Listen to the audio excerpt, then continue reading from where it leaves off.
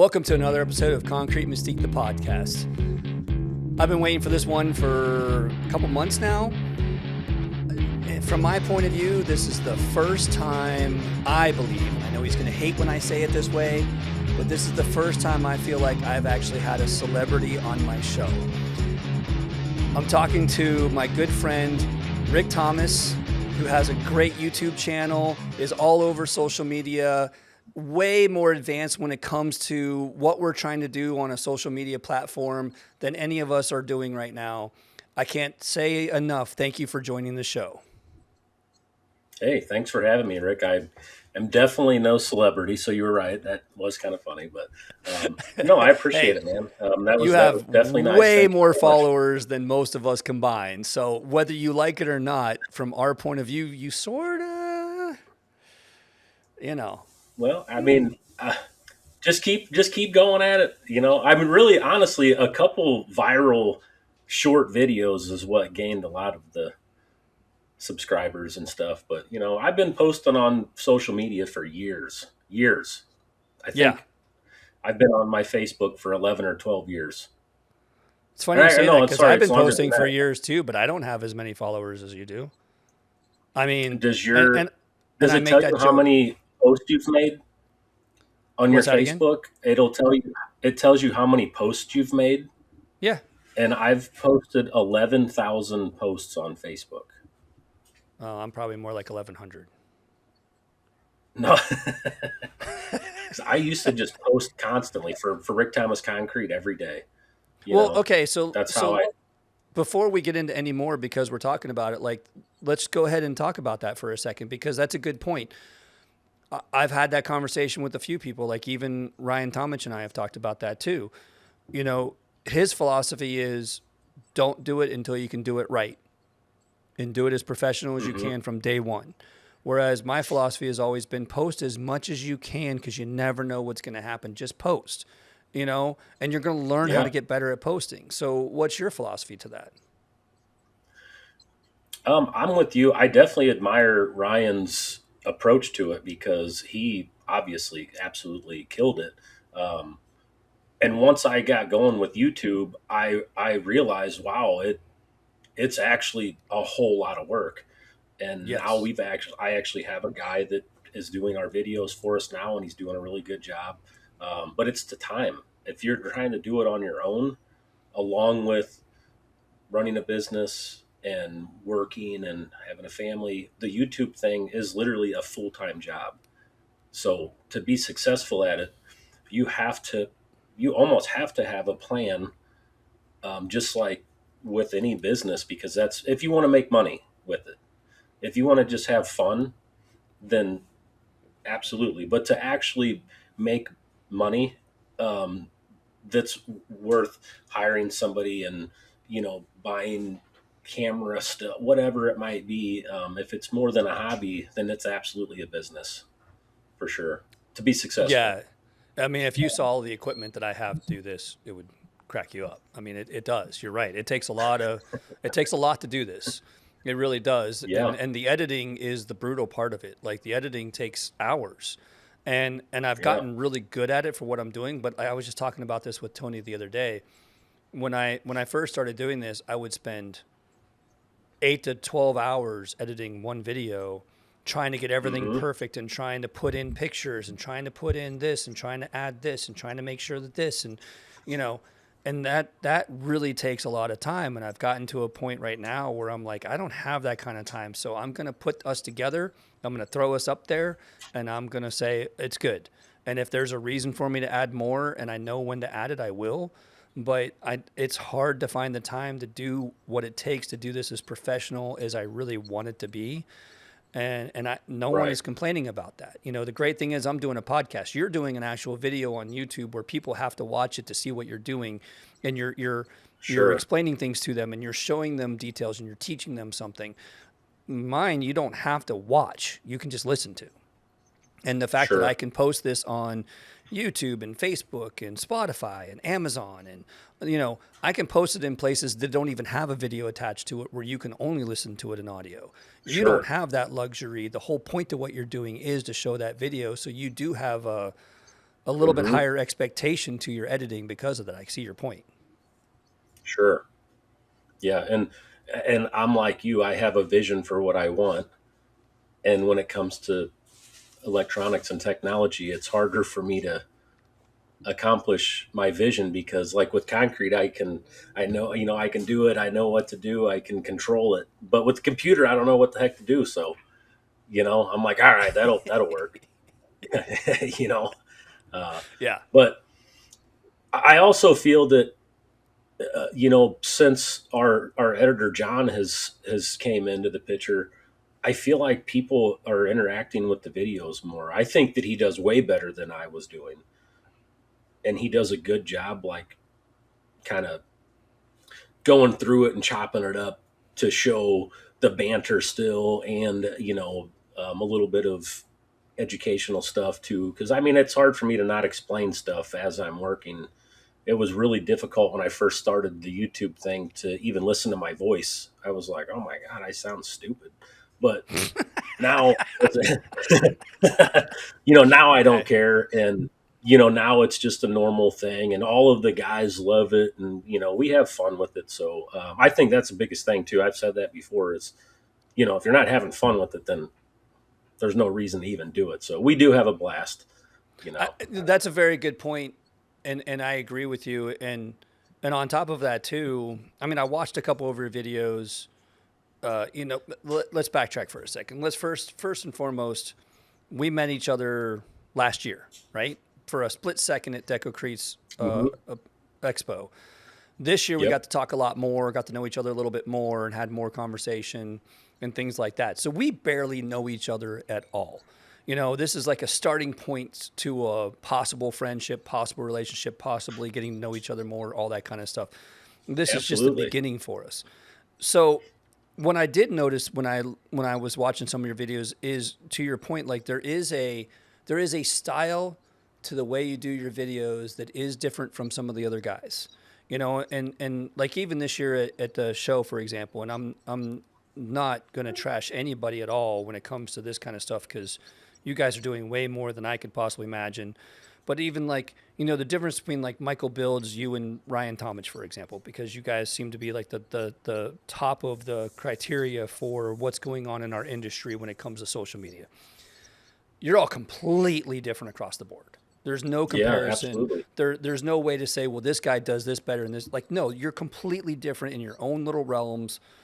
And I Hmm. and I was enjoying the way you do your videos, to be honest with you, because it is inviting, it is engaging. You don't. It's not slow.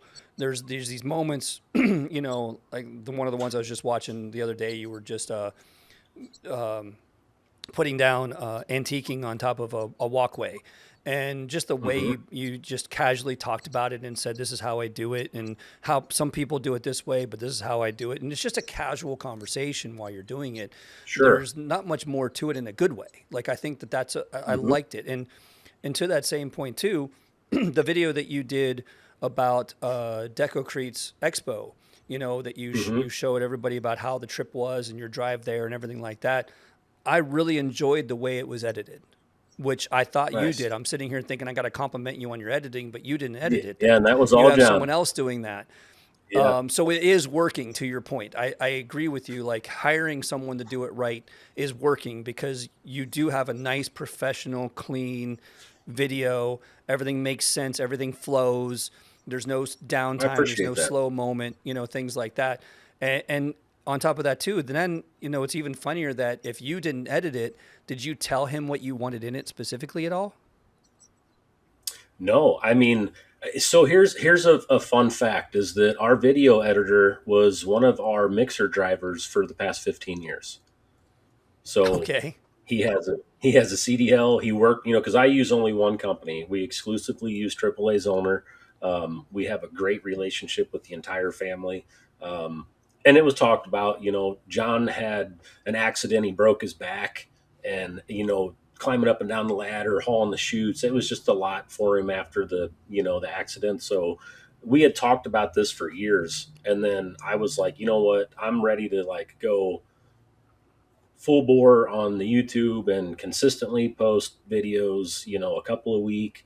We got the the merchandise on there. We're selling the Red Friday stuff, and all 100% of the profit from our Red Friday gear all gets donated to a local. It's called Camp Hope, and it's basically a facility for wounded warriors. So if I mean, it helps them with anything that they might need. You know, a hunting trip, fishing, just a place to go and hang out. So all of the proceeds for all that go there. So you know, we just said we're going to go all out. So with John, I think with his time that he's been around us and being a concrete guy, he just kind of gets it. You know, it just worked out. You know, he does a lot more than just the videos. Also, this thing sitting right here is a 3D printer, and we got 3 more of those at the shop. And this is our one of our handles that we're working on right now. It's got our logo and stuff in there. These will go on Marshalltown Craft. I actually, this is a different one, but we slotted these holes right here just in case you got a little play on switching it to a different mag that you got. So he's been helping me design this stuff, and we've kind of set up, you know, all the other stuff that you've seen recently at the shop that we've been working on. So he's Okay, been doing a so lot more than just videos. yeah, so I'm gonna stay focused on that for a second before I jump back to my Yeah, question. sure. But Hmm. because I'm glad you brought that up. Remember, in case you don't remember, I've never poured an ounce of concrete in my life. Okay. So, what is the significance to making these handles? I've been wondering this the whole time since I saw the videos about that. Like, what's the difference between the handles you get, or is this just because of fundraising? So this is not actually part of the Red Friday sales. All of our merchandise, our shirts and our hoodies, they have like a Red Friday design with soldiers on them. So all Okay. that goes to Red Friday. This is actually part of a series of tools that we're coming out with. So the handles, I just wanted to have my own handle instead of using a Marshalltown or Craft handles. Um, so we ended up creating this, and then I was like, well, it'd be really cool to have an American flag handle. So that's why I ended up buying this thing to create and print these handles. Um, so we have 2 different series. And all we're going to have is one float, a fiber float, which is my favorite float to use. It just works really well in a lot of different applications. And then the handles, everybody's always spray painting their tools. You know, this guy's got green spray paint, this guy's got red spray paint. So we're going to offer trowel handles, mag handles, edger handles, groover handles, and every color, any color you want. Um, and then those are going to be the Pro Series. Now we're also going to have knee boards, step boards for crawling steps, and then sliders. All of those are going to be fully customizable. You can put your logo on it. You can put your sports team's logo on it. Anything with this American flag handle is going to be the Freedom Series. Okay. Anything with a different handle is going to be the Pro Series. So that's kind of what we've been working on with that stuff. And it's all, and again, this was just an idea, kind of like the YouTube thing. And then I got into it, and now it turned into a full blown, you know, I've got CNC machines at the shop, 3D printers set up Yeah, everywhere, I know. I guys running saw all that, this dude. I'm stuff. So, I'm so jealous. For the record, I I just bought my first 3D printer last week. It just came in the mail yesterday, and we're giving it to my son as like a birthday present because we didn't know what else to get nice. him. And I'm hoping he's like 17, so I'm hoping that he's interested in using it. Uh, They're and really and fun. and there's like I've been thinking about all that kind of stuff. So it's funny timing, actually, of all the timing. I know who to call to ask gazillion questions about it. Yeah. That's Yeah. so funny. And the CNC machine, I mean, come on, man, that's addictive. Like that I It love how is. big your table is. Like that's freaking awesome, and you can basically engrave into anything. And So it's go the ahead. purpose behind the large table is the material that I'm using for our knee boards, which the knee boards are what you use to get out and crawl on the concrete and Hmm. finish Hmm. it. Um, I so the may have never material I'm poured using, concrete, but I know that part. okay. So basically, it's a 23 by 23-inch square, and it has one of these handles on it. And the material is like Simon foundation panels. They use an HDO, high density overlay, and it's got like a hard coating on it, and they last for years. I actually have some of these that I made over 15 years ago that I still use.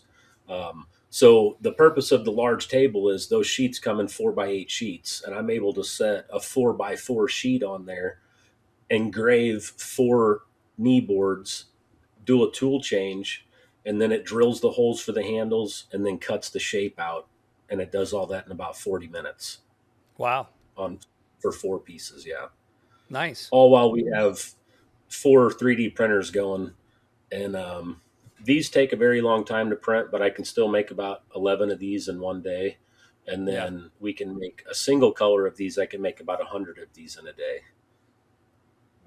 And Wow. then the edger handles, we can make a lot of those because I can fit a lot of them in these things. So we can probably make a couple hundred of those in one day. So What a business, we'll man. see how. So did you ever 15 years ago when you were thinking about this, did you ever think that you would get to this point with all of this stuff? I had no idea, but I've always done a lot of creative things. So I've taken breaks from concrete over the years, and for a couple years, I was doing rustic furniture, chainsaw carvings. I was doing signs and routering by hand.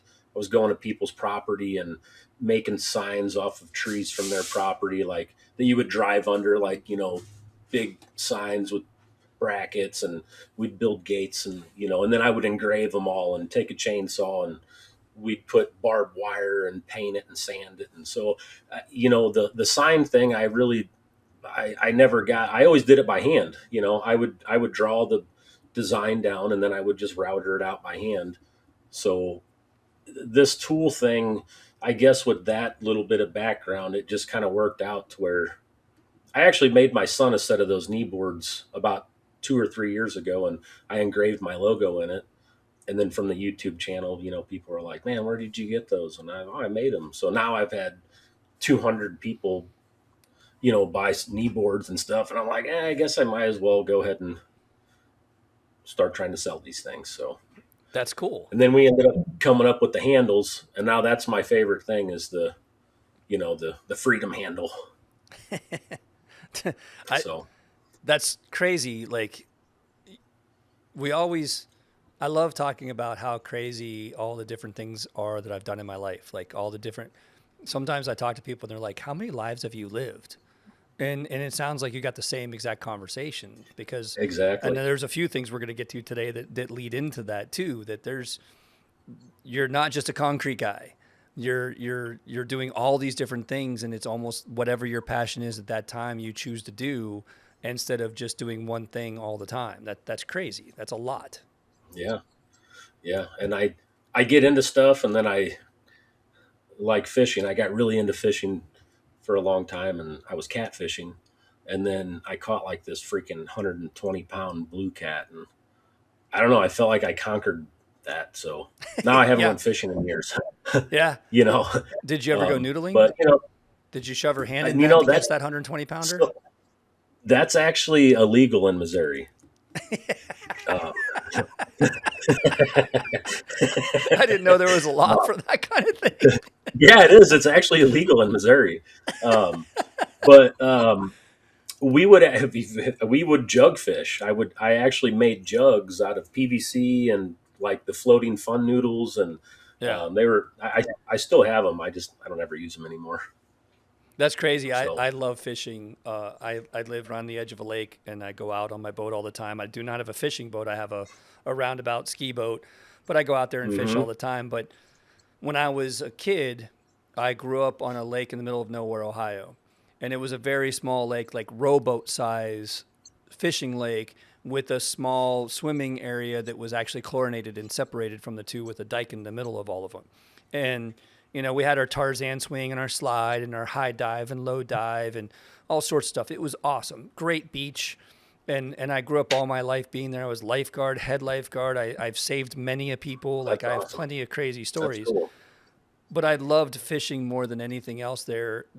My best friend and I back then went to a fishing convention in Cleveland, Ohio, and found out about these really cool lures that were just coming out, and we're learning what was the favorite color of that year for the fish, which is insane because I don't even know how much they see Yeah. color, but it's weird that each year the color matters. Yeah. I never imagined something like that. And I loved it more than anything because what I loved about that lake was, first of all, I knew everything about it. I knew where the fish were, what fish I wanted to catch, how I wanted to catch them to a T. I would go Hmm. out there, and it's all rowboat.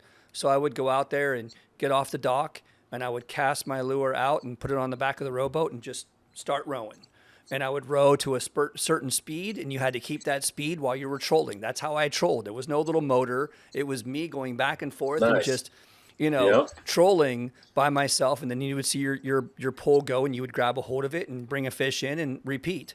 And I would do that a couple of times, and then I'd go, okay, I'm going to go to this spot for this bass. I'm going to go to this spot for this crappie, and I just had it Hmm. memorized, and I loved it more than anything. And it's one of Yeah. the It only is things I fun. miss about my hometown. Like I thought one day I was going to buy that property and live there on the house that was on there that was for the caretaker, and that was going to be my property. It's a nonprofit. That would never happen. The Corps of Engineers built it. Like, it's so amazing to have a location like that growing up that 90% of the world has never seen Yeah. before.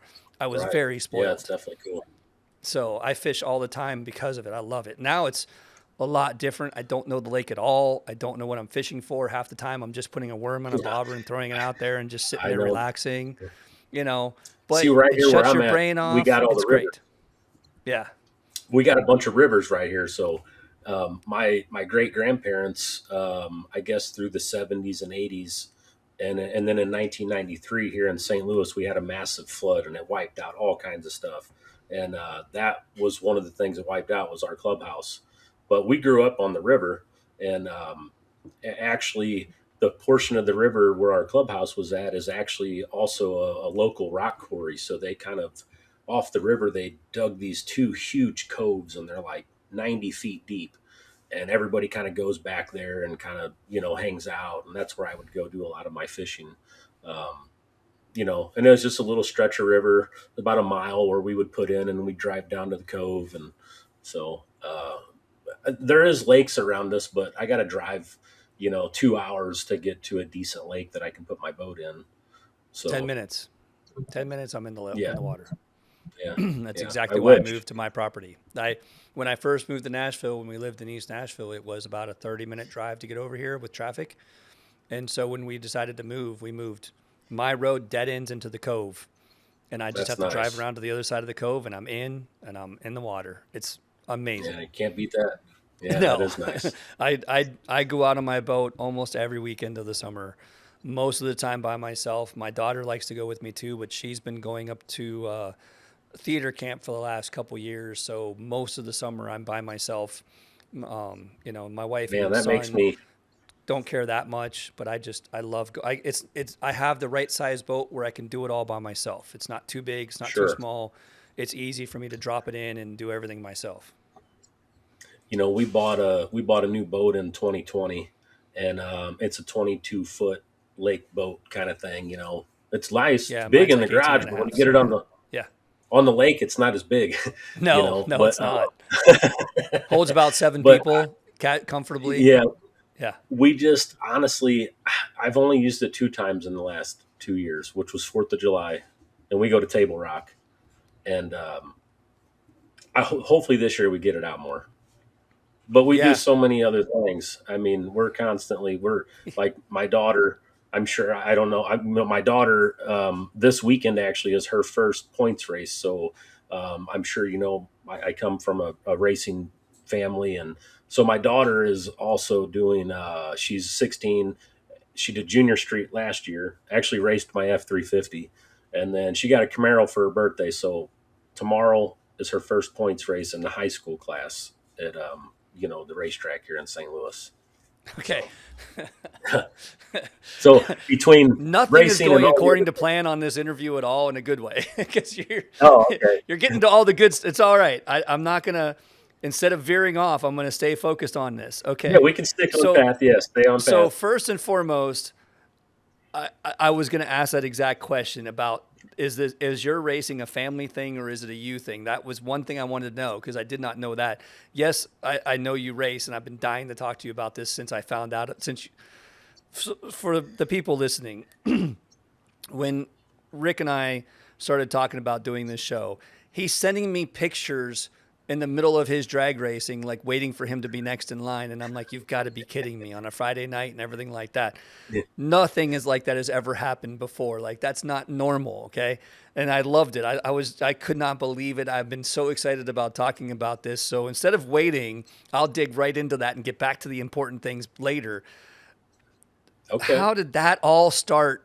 Like, how did that become a family thing? And when you said your daughter's been racing, like, is it the same drag racing or is it a different type of racing? Like, you got to explain everything across the board here for everybody listening. So this conversation here could go on for a very long time because That's fine. We have I'll nothing else start. to do. It's a Friday night. You can talk as long as you want to. I don't care if this is a 5-hour interview. I'm kidding.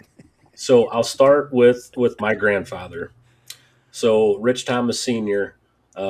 He passed away 16 years ago, but my grandfather was a pioneer of drag racing. So back in the early 60s, he was racing Mopars. I mean, he had the first 429 wedge motor in St. Louis.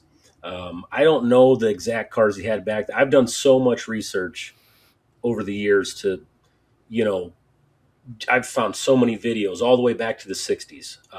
So he switched to 67. It's 1967, he started racing Camaros. He raced super stocks. I mean, he went to California, won the nationals there. 68, he went to Hemi Cudas. 69, he was back in Camaros.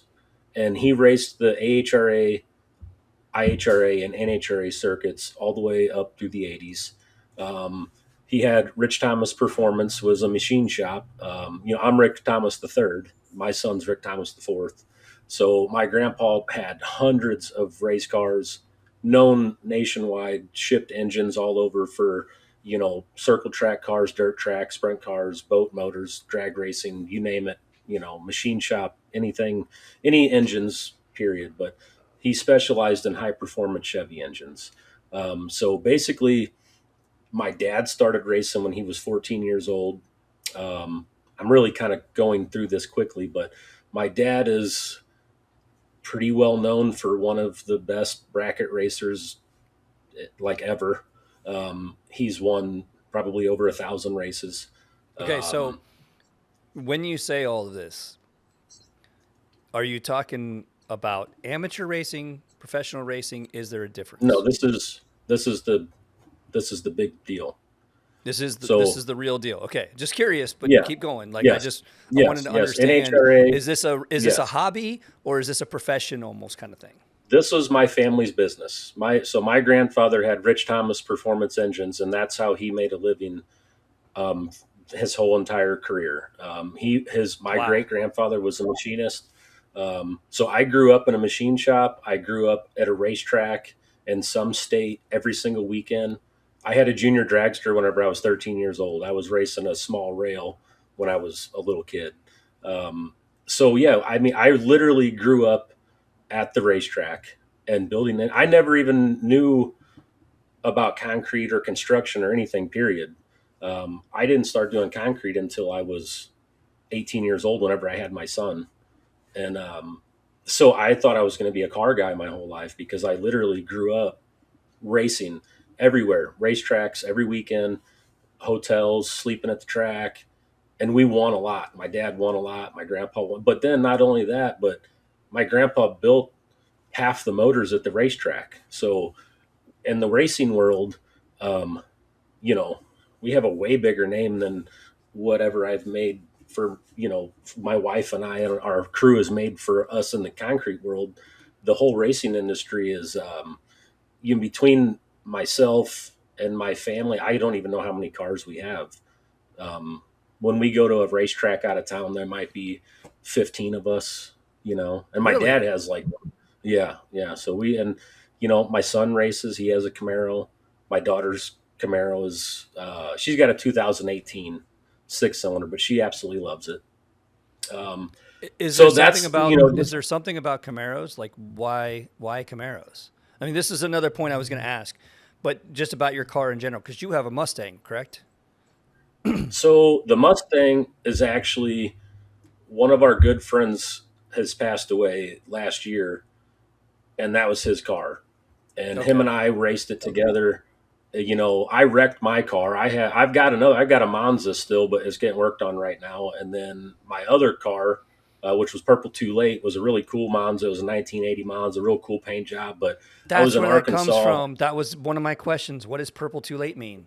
That was literally Yeah, I so saw that in your video and I yeah, was like, what the hell does purple too yeah, late mean?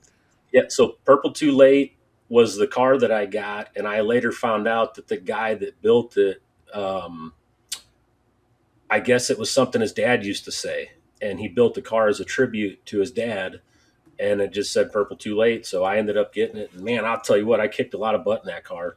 And then I was in I was in Arkansas, and we were doing some nitrous racing, small tire, no prep stuff, and I drew chips, and I was the first pair down, and this old man in this old Chevy truck. It was like his first time on small tires, and he had it all cranked up, and we took off, and we both got sideways, and he smoked me in the side, and then I ended up hitting some like railroad ties and totally destroyed it, ruined it. So that's how I started racing the Mustang with Rich.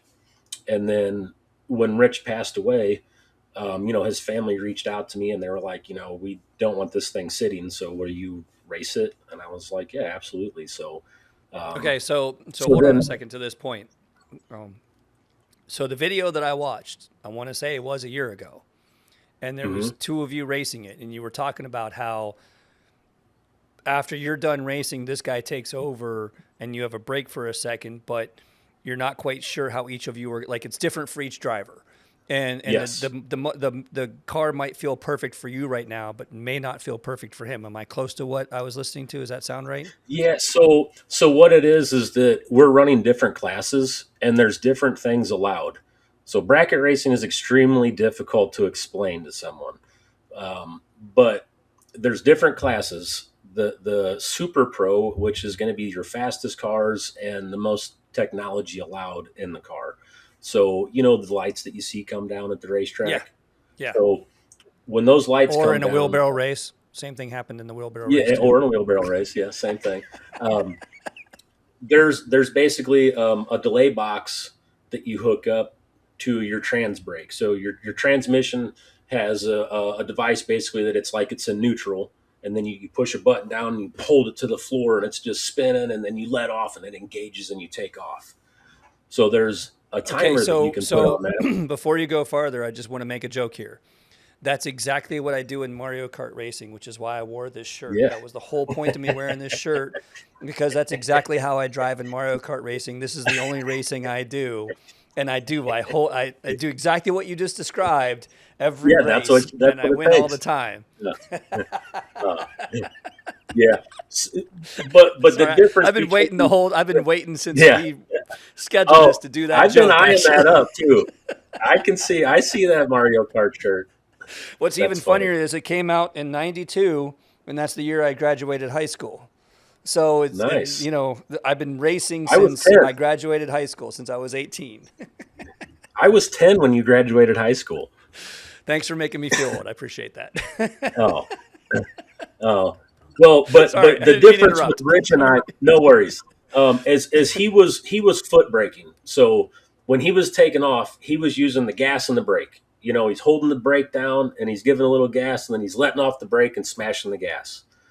To where me, I'm not touching the brake at all. I'm holding that button down. And the advantage for me is that whenever that tree comes down, and again, it's really difficult to explain bracket racing. There's a lot of numbers involved, and if you don't Sure. understand it, it's really hard to make someone understand. But there's a certain you want to take off. Basically, a perfect light is a 000. So if you leave at the right time, your light will be a 000. If the guy that you're running, if his light was a point zero 0.05, then you're already have the advantage. You're already 500ths ahead of him. Yeah, the So video I watched, again, you did a 0.6, double like 20 on the like light, 0. Yeah, that's what you yeah. kept talking So about. You were showing the ticket, and you were saying I was yeah, 0.06. I was really close to what I want to be. That was a good start, yeah, or yeah. something And you like that. you want to be as If I'm close to perfect as possible. You know, yeah, the you were better explaining you all of that. really. Yeah, in bracket racing, you're technically racing yourself. You know, you want to be perfect. You know, you want to be because on the other end of the track, you have to dial your car in. So, like Rich's Mustang runs 650. So, if we put 650 on the car, and let's just say the other guy has the same dial and he's running 650, that's 6.5 seconds to get from the starting line to the finish line. So, when we take off, if I have a better light than him, then I'm going to be out in front of him. But when we get down to the end of the track, if I go faster than 650, then I lose. So, but if I go 649, then that means I break out. I went faster than the time I had my car dialed in for. See what I'm saying? It's really complicated to explain bracket racing because So there's so it's more many. about the start than it is about the finish. Then is that what you're saying? Well, it's both are extremely important because at the end of the track, if you're way out in front of the guy, then that means that you could be breaking out. So you want to slow down a little bit and you want to close the gap up at the finish line. So when you Huh. go through the finish line, there's going to be a margin of victory. So you want that margin of victory to be as little as narrow as possible. Because if you go down there and you're a car ahead, bracket racing isn't the fastest car wins. That's heads up racing. So like when I wrecked my car, that's what we were doing. The fastest guy wins. But bracket racing is different. It's Oh, all I see about what you mean. numbers. Okay, okay. So you do race where speed matters, and there's other races where it's all the technical details about Exactly. almost the perfection of the not the race, but the perfection of the machine and the like the whole package deal. I guess I could say. It's Um, exactly it. And with okay. saying the package deal, when you combine your light and your ET, Yeah, that's why then I was that's saying your that. Correct. package. Yes, Right. that's your Right. Right. package. So like on a big race, like so for instance, we went to this race last summer and it's the OG million. It pays $1 million to win. I think I spent $10,000 that week racing and I didn't win a dime. I lost it all, but it was really fun. Um, but basically with that race, it's the best of people in the country, like ever, the best guys ever are at this race. So your package, like after they did the race and they ran all the numbers and they entered everything in and they averaged it out, like I think the actual package that you had to have to do good was like 10 thousandths total. So that's really being on your game. That's And crazy. Okay. Go ahead. go ahead. No, I was gonna say. So, with all of that said, and I will talk about the problem is to your point, I can talk about this too, not because I know anything about racing, but because it's so intriguing and I'm so interested in it. I've never met somebody that does something like this. And so it's really exciting to me when you were sending me that stuff. I was just like, you got to be kidding me. Like it blew my mind that I've met somebody that does this kind of stuff. So my question to that then is, are you an adrenaline junkie or it's just a racing junkie? I would say so. Yes, I'm an adrenaline junkie. I mean, I've got side by sides and banshees. We've got four wheelers and dirt bikes, and but I think more than anything, I'm very competitive, and it's an extremely competitive sport. Um, you know, Yeah, I'm yeah. I'm racing against guys that are have won so many times, and the good thing about racing is really kind of like concrete. Everybody's kind of like minded. So it's very easy to make friends, and the racing community is all so nice. And if something happens, everybody's there to help you. And even like when you lose, um, it's you go congratulate the guy that beat you and say, oh, I had it coming. I beat you 5 times in a row. But Yeah. or vice versa. So it's just it's a really fun sport, and like I said, I'm Rick the third, and my son is Ricky the fourth, and all the way back to the 1960s. I don't know if you can see this little cabinet behind me, but I've got Uh-huh. I've got a book in there that Nicole's mom actually made it for me, and it's probably about 100 different cars that my grandpa had over the years. And I mean, I've got stories that like my grandmother back then would take photographs, and every photo that she had developed, she would write the story of that photo on the back of it. So Wow, nobody does I've that. got That's a amazing. it's so crazy because we've got thousands of photos from back all the way back to the 60s. And this one weekend, my grandfather, my grandma, my dad, my aunts, and my great grandparents, they left Lime right here in St. Louis, Missouri, and they had a 1967 Impala station wagon with the 427 in it, pulling a 1967 Copo Camaro, left Lime and drove all the way to California. This whole entire vacation is all documented in this book. And they stop at different places. They stop in Arizona, and she writes what they did at the hotel. And then, they go to the race, and they're at Lions Drag Strip in Orange County. And it was 1967. It was the Winter Nationals. And that was the first time he won it. And that is like the biggest race. The trophy's still in my dad's shop. It's about 6 foot tall. It's like Coca-Cola, real big, cool, old school trophy. But yeah, she, basically documented the whole entire thing. Then they went to Disney World or Disneyland while they were out there, and took pictures of all that. But everything is like the car, because it was the muscle car era. That was the coolest thing going on back then was, the cars. And part of the reason too why my grandpa ended up, being so popular in the Midwest is because the best thing in drag racing was Top Fuel. Everybody wanted to see the Top Fuel cars. Well, Yeah, nobody from those the are the ones Midwest. that are like real narrow at the tip of them with the big tires in the Yeah, back and the big they butt. shoot And fire yeah, out. yeah. So That's all I know about drag nobody, racing. I know what you're talking yeah. about. I've seen both, but yeah. Well, nobody in the Midwest had anything. Nobody in the Midwest had a Top Fuel car.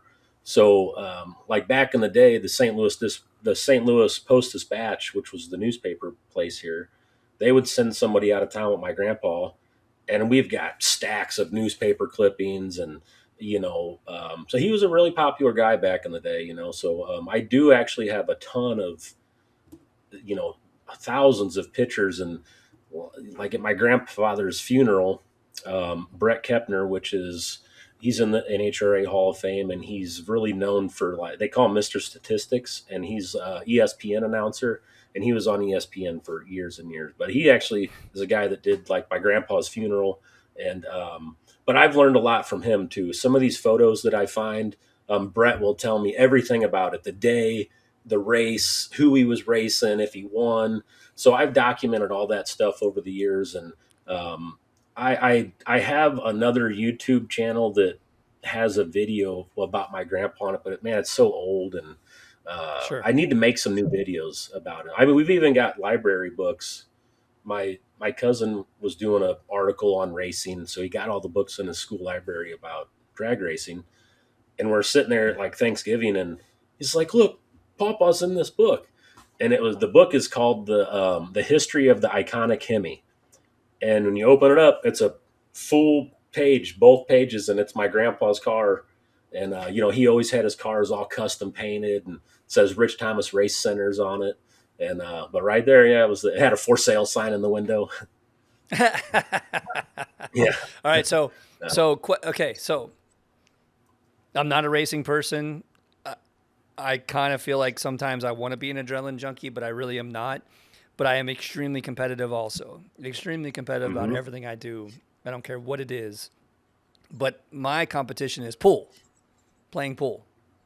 mhm. I've traveled to Vegas twice to play. In fact, to your Nice. point, just to, just to talk about myself for a second, since it is my show anyway. But hold on one second. I got to show you something. This is awesome. Hold on. Sure.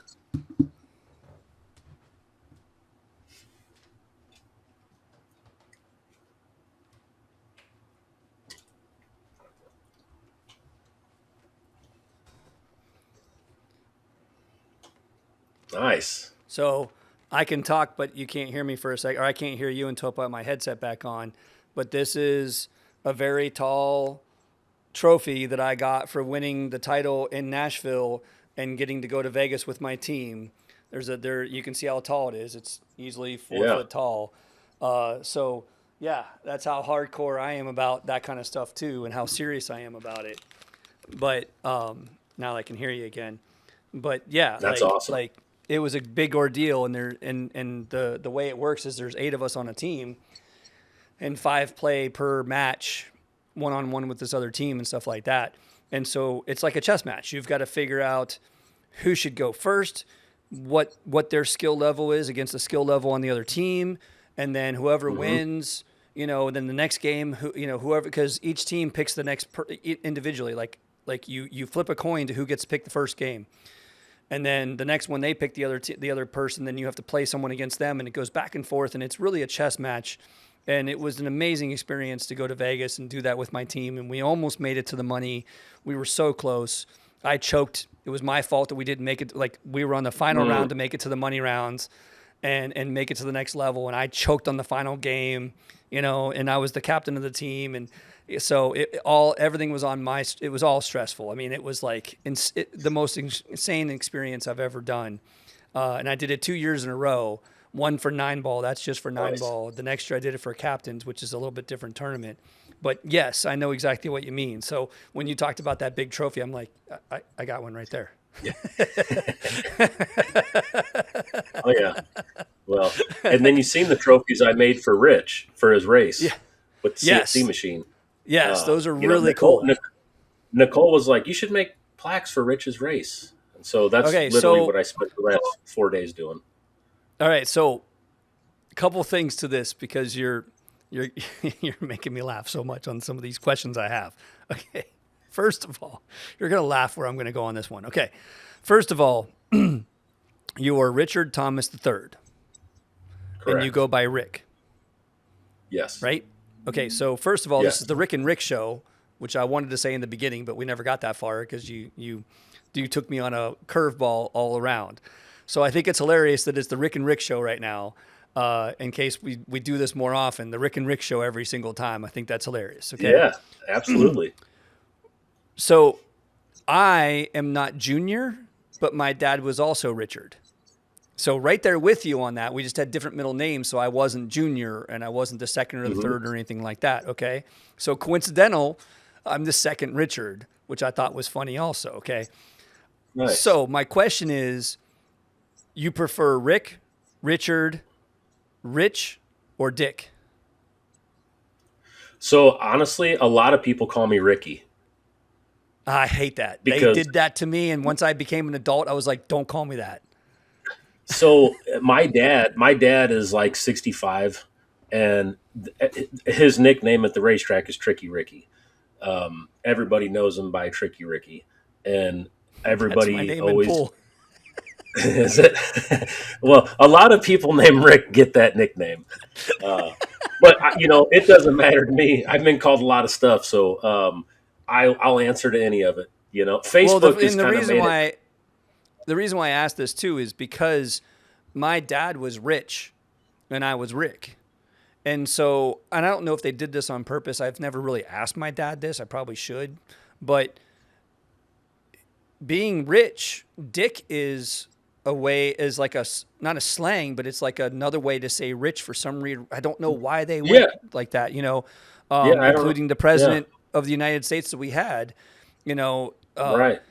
And so the funny thing to that is, like, when I was a kid, if my dad was an usher at church, it would say Dick Lobdell on the little tag. It wouldn't say Rich. And I thought it was the funniest thing. And I would sit there like, hey, Dick, it cracked me up as a kid because like he couldn't do anything about it and he didn't care.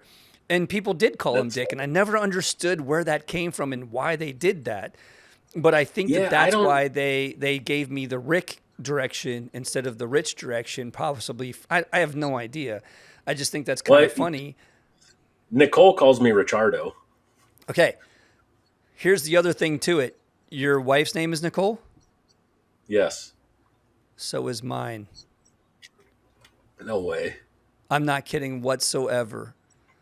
And Nice. she used to go by Nick growing up, and I was like, I can't call you Nick.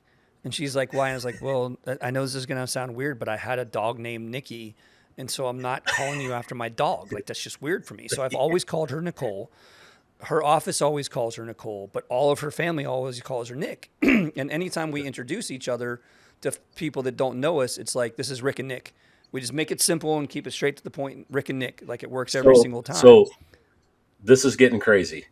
So my little brother's name is Nick. I'm not joking. Yeah, Yeah, this went. I again curveball after curveball. I did not. yeah, yeah. But I But literally his had these actual things name written down to is ask you, so it's so funny. And that's funny.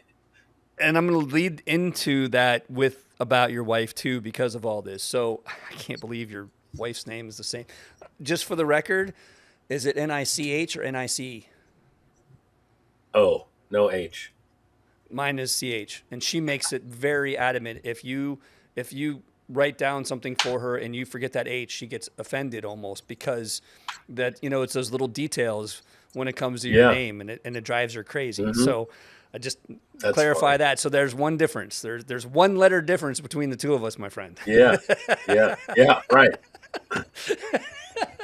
So and then my middle name is Alvin. So my dad's our drag racing team is called Bad Rat Racing. So that's our initials. My initials is Rat, Richard Alvin Thomas. Oh So our wow, racing is Bad Rat Racing. That's kind of what we that's that's what we awesome. call it. Yeah. Okay, so here's my question about Nicole. Now that I know her name, because I don't remember if you introduced her as Nicole when we met or not either year. Okay, my wife could care less about all my travel, all my concrete work, all my notoriety, all the things that I'm doing. Your wife, on the other hand, is standing right beside you, involved with every moment of what you're doing, saying hi to everybody. She's not like walking off and doing her own thing and ignoring everything. She's right there in the middle of everything you're doing. Is that a correct way to say it? Absolutely. So Um, how does that work? Because how does she care that much about what you're doing, or is it just how good your relationship? Like, how does that explain that to me? so Because I love my wife. I mean, we have an awesome relationship, but we don't have that kind of relationship when it comes to what we do for a living. so Nicole and I have been together since we were 15 years old, and we had our son Ricky when we were in high school. So she continued on, finished school, went to college, got degrees, worked in a law firm. Um, I dropped out ninth grade and I started doing concrete. Um, we worked very hard. I mean, we worked really hard. I dropped out of ninth grade.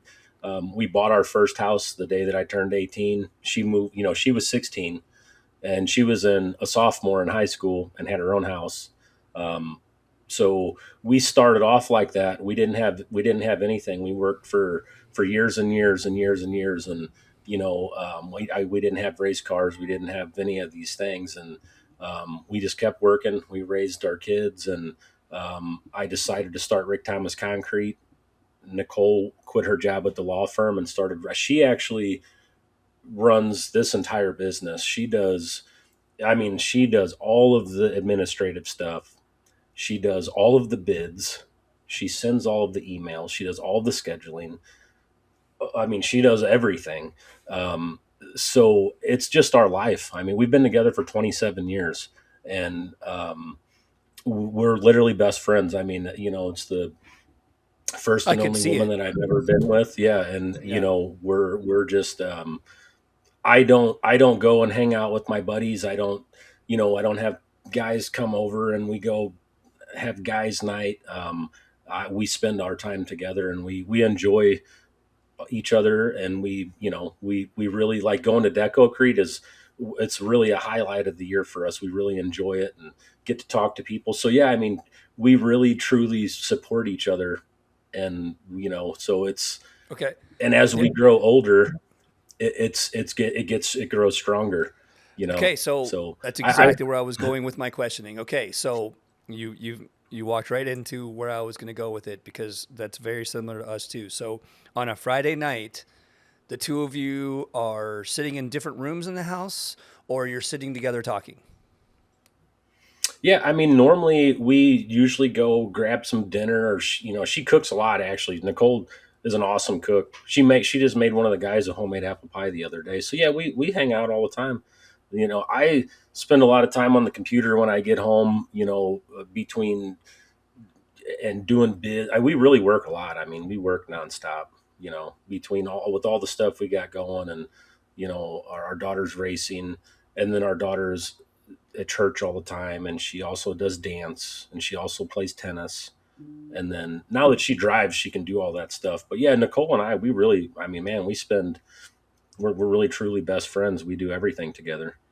So So I, that's exactly how my Nicole is with me too. Like as soon as we get off of here tonight, I'm gonna put all this away and I'm gonna go downstairs and we are gonna hang out together the rest of the night, and we talk yeah, nonstop. Um, it's important.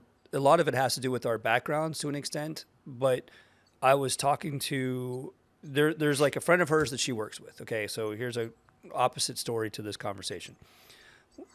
One of her closest coworkers that she works with asks her all the time, like, what do you talk about? Like, you've been married for 20 some years. What do you talk about?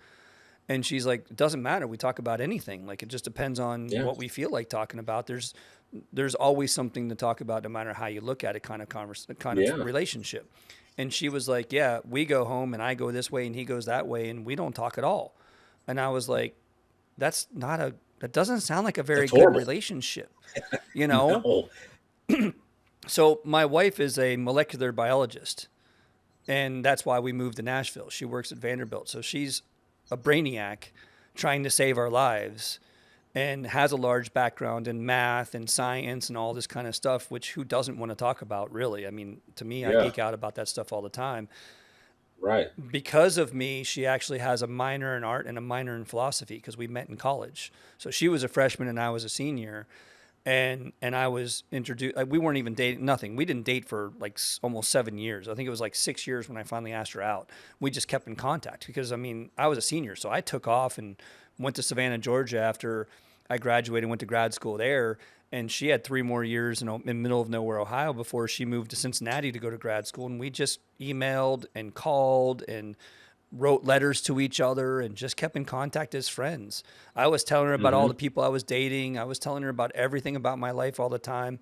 I had no reason to hide anything, because she was just a good friend of mine at the time. And we Sure. made that kind of joke of like, when we get to a certain age, if we haven't found somebody else, maybe we should just, kind of think about this. Like, that's really kind of where we were Hmm. at.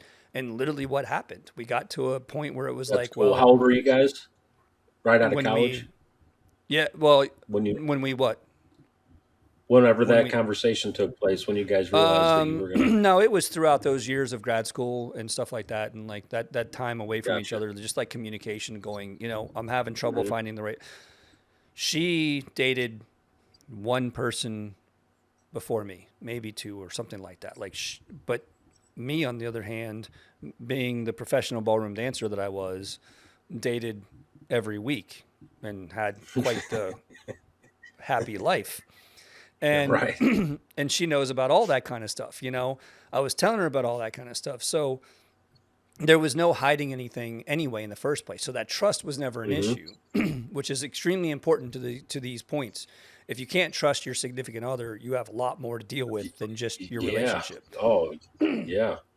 And so I loved that kind of stuff. And on top of that too, one of my biggest things was, and you have the exact same thing because your wife is a lawyer and everything like that. She went to law school. So you've married someone that is quite intelligent. And I think that that's something that's kind of important depending on the type of person you are. I Absolutely.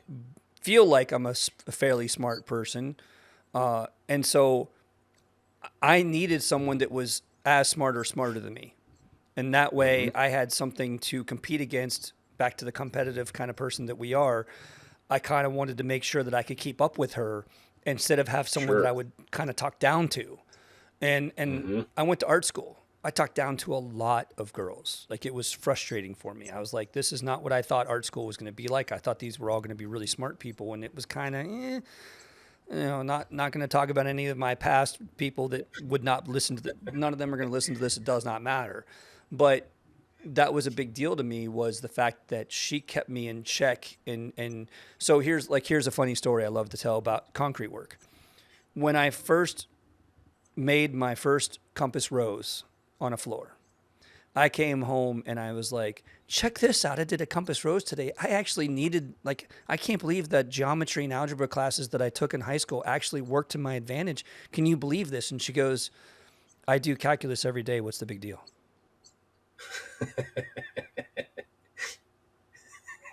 You're like, but look, Right. I'm like, but look at this. that's my That's relationship in a good way. And it keeps me in check, because if not, I'd be off the rails with my craziness. And I don't know how she puts up with my insanity. But so I love hearing that, because that's why I wanted to say that. And I think it is important when it comes to long-term relationships. And we're in a society right now where people are getting funny for nothing, or for instantaneous, and for Yeah. not working those things and not thinking about it and not working those things out. And nothing's perfect. I'm not going to sit here and say that No. every single day has been exactly perfect, but Oh our yeah. communication is better than I've ever seen most relationships. So that's why I wanted to go that direction with it. And I'm not kidding. Like, I literally wanted to, this was part of my conversation with you, was about your wife, because I met her and I saw her passion for what you were doing. It's not that my wife doesn't care, but she would not want anything to do with going to these shows at all. She hates going to Vegas because I'm too busy. Sure. I got too much going on. What is she going to do? Whereas your wife was like, I don't care. I'm happy doing this too, because she's a part of it. Yeah. Mine's not. She's got her own world. We like, for us, we like even just the road trip. We have a blast. Like on the way up there, we ended up stopping at the crash site where the Led Zeppelin plane crashed. And To there's kill the like the drummer. whole Yeah. crash site. Yeah. Well, uh, I don't know whatever happened. I thought that they all died on there. Led Zeppelin? No, I'm sorry, Leonard Skinner. I was going to say, when you Leonard said Led Skinner. Zeppelin, I was like, the drummer's the only one Yeah. that's passed away. No, Yeah, Leonard Skinner. no, Yeah. no. Okay, now that makes more Leonard sense. Skinner. Yeah. That's who I meant. They've got like a whole um, memorial, like right where the plane crashed, right there. And Oh, there's that's like these cool. big marble. Yeah, so we stopped by there on the way to Deco Crete, and then the last time we were up there, we ended up driving up to see Lake Erie and the Rock and Roll Hall of Fame and stuff. So I mean, we like to adventure and go out, and we like doing anything really. I mean, we don't mind what it is. We go out and there's a ton of stuff to do in St. Louis. But again, we like this weekend, like I said, we're going to be racing. So while I was working all day, the race car trailer's in the driveway, and Nicole stocked the trailer. She got all the stuff for the barbecue and this weekend, got the coolers filled up, and got everything in there ready to go. So, and like this weekend at the track, my daughter and myself will be racing, and Nicole freaking makes everything perfect and sets up tables and cooks everything and brings all the treats. And she actually, she goes above and beyond for everything, makes everything an event. It's nice. That's awesome. And speaking of St. Yeah. Louis, you guys have the largest park in the country. Did you know that? Yeah. Yep. And Yeah. I not think only it's, that, but they have you have an amazing art museum on the edge of that park. I've Yep. been there, done that, because I'm a member of ASCC, which is something that we should talk about too, because you should be part of that too. But had a great trip to St. Louis for one of our conferences, and every time we go, I give a tour of the art museum in that town. And what I love about it is I'm not just going there to just say, hey, here's Pablo Picasso, this is why he's awesome. It's more about the creation of the materials and methods of everything about the process of making that, how the canvas is made, how you prime the canvas, how you fight outgassing. Same things that we deal with in concrete, we also deal with actually on a canvas in a different way, but it's not that much different. The difference is that we want this painting to last centuries, we hope this concrete lasts decades. It's a big difference on Sure. that point. But, and the fact that this painting can move to another location and things like that, where the concrete's kind of permanent to where it is, obviously, every single time. But I love talking about that kind of stuff. And your museum was phenomenal. We had a blast there going through all of that, had It so is much really cool. fun.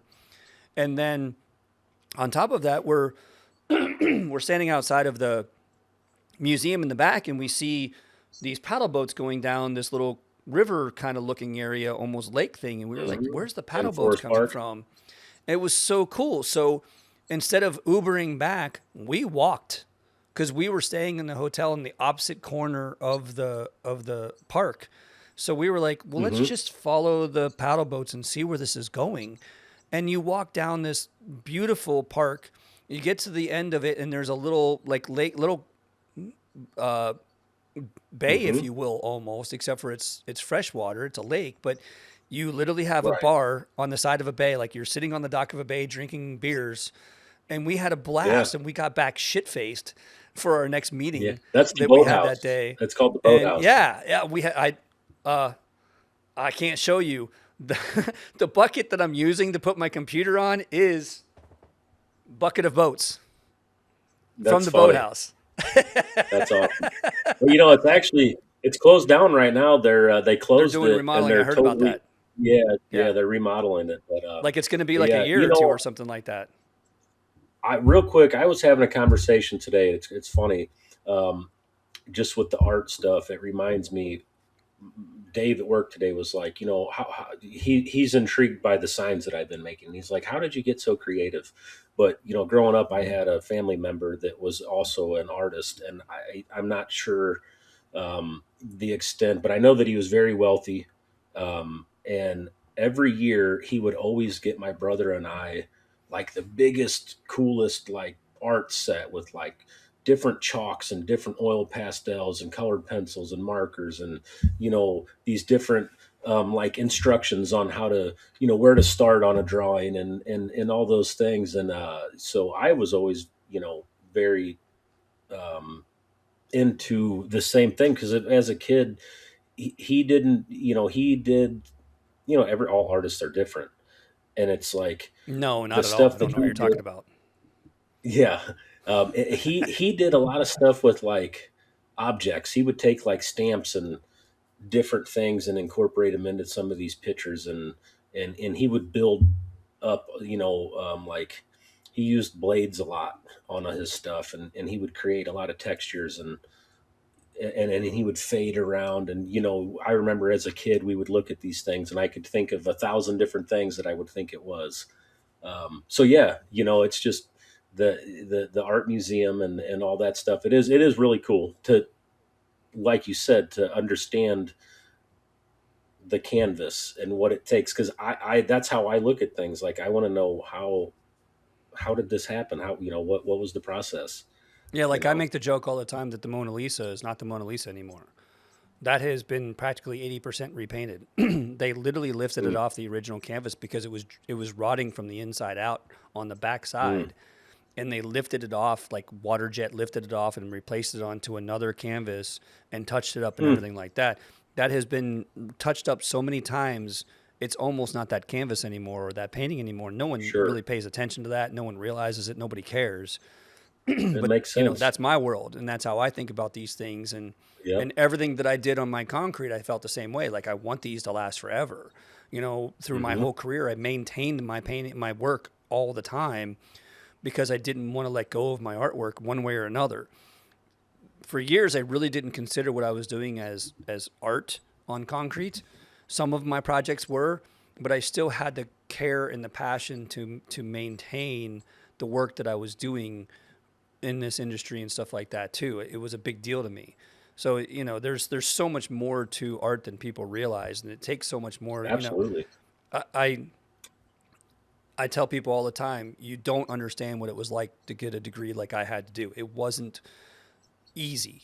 Art degrees are not easy. It sounds like it's the easy way Hmm. out. My No. wife almost has a major in math. I went to art school. They're not the same at all. But at the same time, I promise you, it's nowhere near as easy as you think it's going to be or anything like that. Oh no. There's so much to So it. one of my best friends, it's a family friend. Our families have been friends for generations. Um, but he owns a business here, and it's on Cherokee Street in St. Louis, and it's called Art Monster.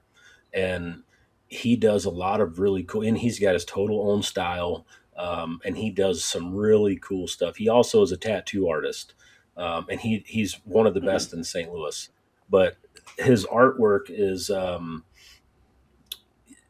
it's a little on the dark side, but it's very detailed. He does a lot of stuff with birds, and it's and like lines. He does a lot of straight lines, and it's cool stuff. He incorporates like circles and these lines with these crazy like owls and crows and stuff, and they just look really cool. But then his paintings that he does are all different. He's always doing different stuff. It's kind of hard to pick out some of his stuff because some artists you can say, yeah, that was definitely him. But with Christopher, he does a lot of random things. He just gets it in a mode and he starts making something. You Yeah, know? you can definitely tell it's my work. Like I have a series, they're all the same. I'm very consistent, and to that same point too, with everything we do, you don't just go to a project and just pour concrete. You have to plan it all. You have to analyze how big it's going to be, how much you need to do it, all the material it's going to take. You're forming everything. It's no different in art. Again, I don't just go into my studio and just start painting. I plan every detail. I do sketches. I do plan. There's a lot to it. It's hard enough that I'm colorblind, so I have to think about color to a level most people don't. I have to plan my colors out. I don't just wing it. Yeah, that's And crazy. every time I do is when I screw up. Like my latest one that I've been working on, I need to get back to. I made a mistake I did the wrong color sky. And it was still supposed to be a blue sky, but it was the wrong blue. And it threw me completely for a loop on what I was trying to do on the rest of the painting. It affected everything else. I couldn't Hmm. move forward because I had to correct that. And it literally, I kid you not, it took me a year for my brain to figure out the blue that I was missing. What was I doing wrong? Where was it supposed to go? And then all of a sudden one day I was like literally sitting talking to the wife, and all of a sudden I was like, oh, I got it. And I went into the studio and fixed it and repainted that whole section because there's no fixing it. There's no doing a Wow. touch up. Like I have one shot at it. If I make a mistake, I can't recreate that color because I can't see it like everybody else can. So I have to Hmm. calculate everything out as much as I possibly can. That's It's crazy. exhausting I sometimes. got my dad's buddy is colorblind, and he's a painter. He paints cars, and he's got a bunch of like hot rods, and every single one of them is yellow. He- he's like, "That's my favorite color." We're like, "Dude, it's yellow," and he's like, "It just looks cool to me." You should go up to him and go, "Why is this one orange?" See what he Yeah. says. Oh, that's funny. Awesome. Well, I want to thank you very much for this. This has been fantastic. I can't tell you enough how much I appreciate it. Oh, what I didn't say, what you caught me off guard earlier, and I never went back to. First of all, I had asked you who edited the Decocrete show video, but second of all, you put me in there 3 times. So whether you told him to do that or he just did it anyway, I got to thank you for that because you put me in there when you went in and you did your engraving with me and I showed you how to engrave. You put me in Yeah, there for the ballroom absolutely. dancing, which was hilarious. Like the timing was perfect for you to film that of all people.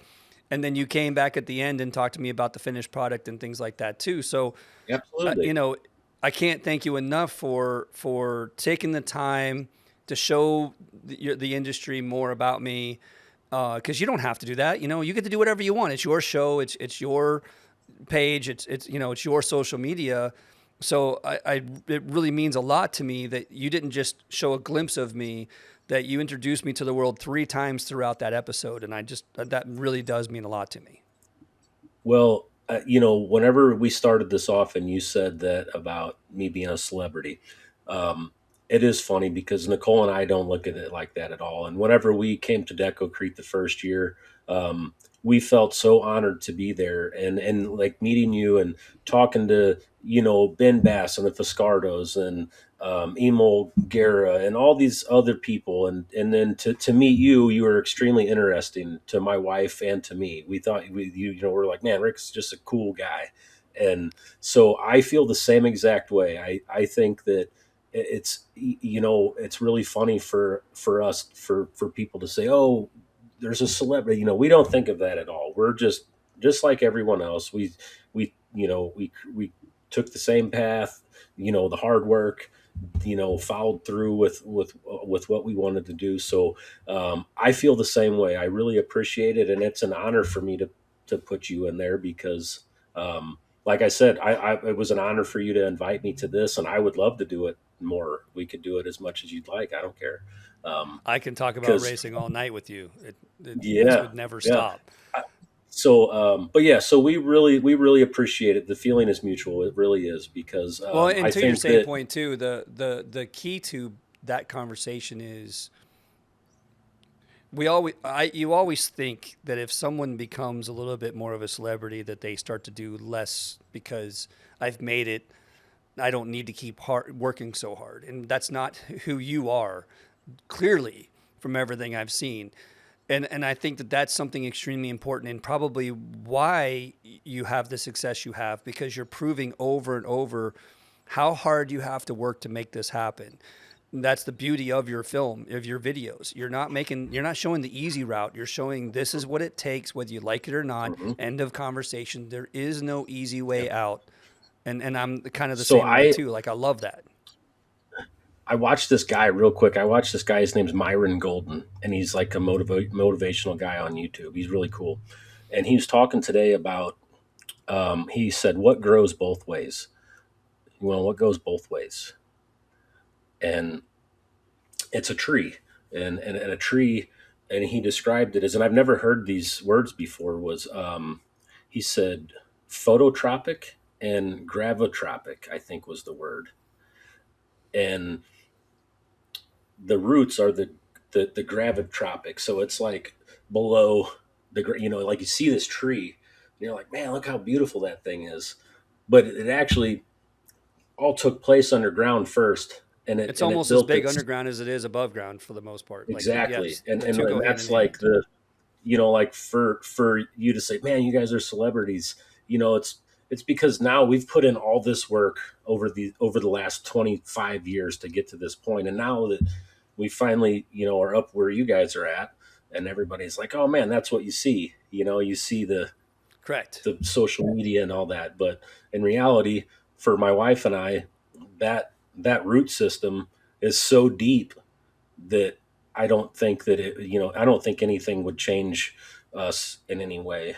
Um, you know, I would probably try to just help people more or something like that versus um, being like, oh, I made it. I made it. Well, I to would never that be. same point too, even when it comes to like the YouTube videos, like your one thing is to talk about the work ethic you have. The other thing is to talk about the commitment to social media. There's so many times I've done a video and I'm like, I can't believe that didn't go viral. What did I do wrong? Like, I don't understand. I did everything Mhm. right. I did everything that this guy is doing and did everything that this guy is doing, and it's not doing anything for me. And you can sit there and you can go, fuck it. I'm not going to do it anymore. Screw it. Or do it again and again and again Yep. until it finally does work. It will work if you Yep. keep doing it. If you give up, Yep. that's on you. That's not on anybody else Yep. because you decided that no one cares. It's not that no one cares, it's that you have to keep pushing for that momentum to happen. Once it happens, That's how the life is universe great. works. But that also Yep. means once it happens, you got to do more, not less. Like it doesn't Yeah. mean take a break and Yeah. forget about it. It means I got to keep No. going, and even doing this Yeah. podcast is hard enough for me. Like to your same point, this is a lot of work, and I'm just trying to do one a week or one every 2 weeks or whatever I can do. To do Sure. any more than that would be insane. To do one a week is insane. Like to think about doing 52 interviews a year is off the charts insane. Let's just start Yeah. there That's a lot. you It know is. Yeah. and so there's so much to what all of us and everybody listening and everything it takes to do what you want to do. If you want the world to know what you're doing, it takes a lot to do that. There is no easy way to success on every aspect of it, whether it's art, whether it's concrete, whether it's social Yep. media. There is no easy way through it. No. Even look at people that are handed success. They get it given to them, and then it goes away. Yep, they You ruin know, it because it's they already got had it. They don't know what it means to take it. yep, They don't know what it means to work for it. yep, Yeah, yeah. yep, yep. Well, I think So, that's the well, best way to finish this up. So I again can't thank you enough for taking the time and enjoyed the hell out of this. And yes, I think the two of us could talk all night. I mean, I really do think oh that every yeah, time we see each for other, sure. I don't think there's going to be a boring, dull moment where we're No, not going to have anything to no, say. You know, I think we could talk about anything in the world, no matter what it is, and I look forward to more of that. And yes, we need to do this again for sure. absolutely. I'm But down yes, anytime, man. Anytime. If you need us to fill a spot, I'll be your guy. awesome, man. Well, thank you very much, man. I really appreciate it. And you have a great night. Yes, sir. Same to you, Rick.